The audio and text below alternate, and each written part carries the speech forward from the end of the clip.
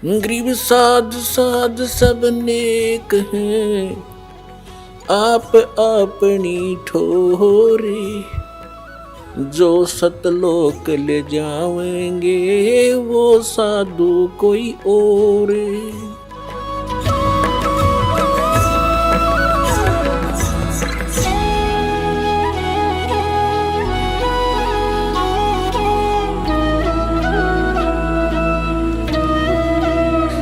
अब जैसे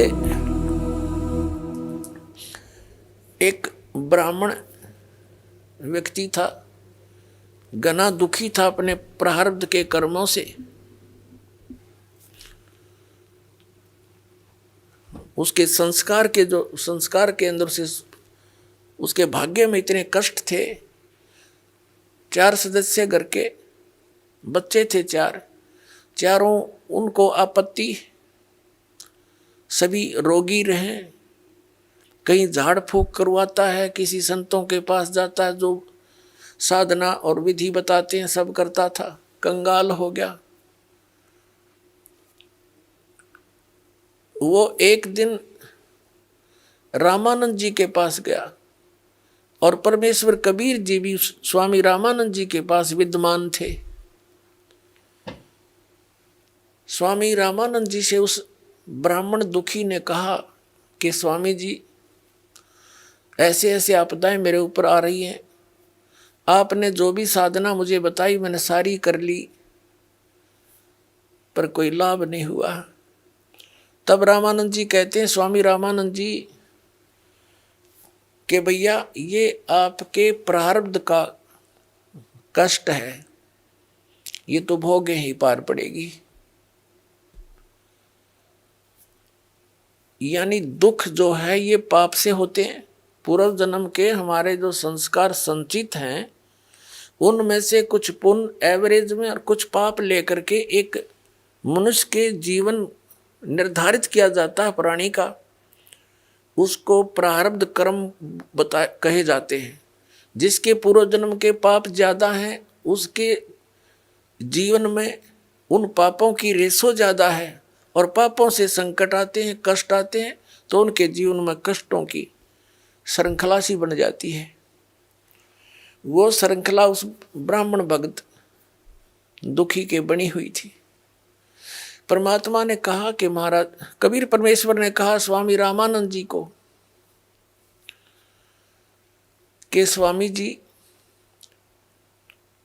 आप कह रहे हो कि इनके तेरे प्रारब्ध के कर्म हैं, ये तो भोगने ही पड़ेंगे।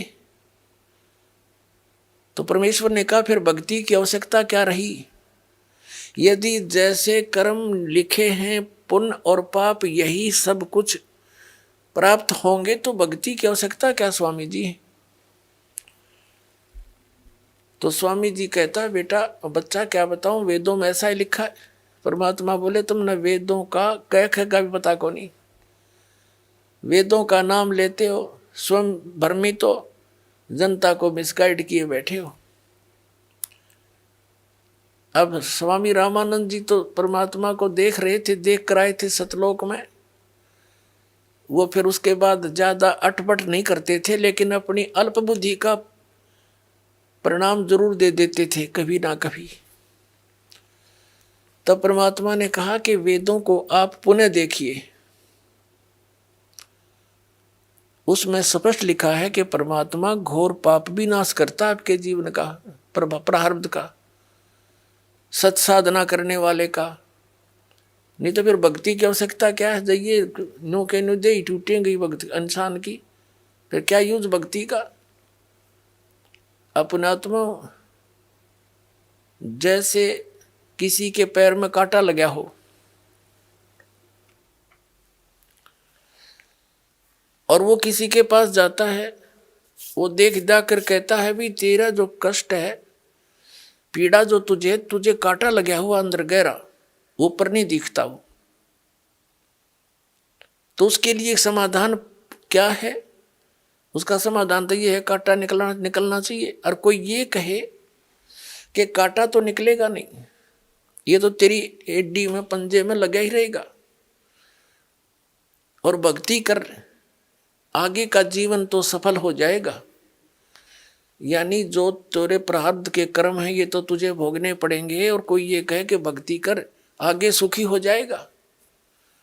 पुण्यात्माओं को ये कहे कि तेरे पैर का कांटा तो निकला नहीं, और जूता पहन ले आगे कांटे ना लगेंगे, तो कांटा लगे पैर में जूता पहना नहीं जा सकता, वो तो कांटा निकले। और फिर उसको सलाह दी जा कि जूता मत निकाल दिए सफर में, तो उस डर के मारे के कहीं फिर ना बात बिगड़ जा, वो कभी जूता नहीं उतारे फिर उस सफर में। तो पुण्यात्माओं जिनको कर्म के कांटे चुभे हुए हैं और उनको कोई सलाह दे कि ये कर ले वो कर ले, कुछ देर तो करते हैं वो, फिर जब उनको ये सलाह मिलती है अंत में ये मिल जाता है कि कर्म तो भोगने ही पड़ेंगे, प्रारब्ध के हैं, और भक्ति कर ले, खाक भक्ति करेगा वो, कर ली भक्ति उसने तो फिर वो उस कांटे पर ध्यान रहेगा, पहन सकता जूता उसको। तो कहने का भाव ये है कि हमारे सदग्रंथ जो हमें बताना चाहते वो हमारे धर्मगुरु परिचित नहीं थे। परमात्मा के गुण क्या बताते हैं ये डंडोरा किस चीज का पीट रहे थे, ये सारा मिसगाइड किए बैठे थे अपने को। ऐसे आज तक जितने भी महापुरुष आप देखो सबकी यही दशा है, इन्हें कख नहीं पता था।